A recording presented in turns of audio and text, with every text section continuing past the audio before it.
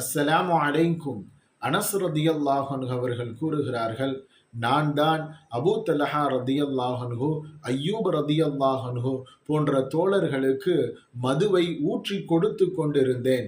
ஸல்லல்லாஹு அலைஹி வஸல்லம் அவர்களுடைய தோழர் ஒருவர் வந்து, அல்லாஹுவிடம் இருந்து மது ஹராமாக்க தடை செய்யப்பட்டு உத்தரவு வந்துவிட்டது, இதை இறை தூதர் அவர்கள் கூறினார்கள் என்று சொன்னவுடன் நாங்கள் எல்லாம் மதுவை கொட்டுவிட்டோம். பீப்பாய்க்களாக அனைத்தும் மதினாவே மது ஆறுகள் ஓடியது என்று அனஸ் ரலியல்லாஹு அன்ஹு அவர்கள் அறிவிக்கின்றார்கள்.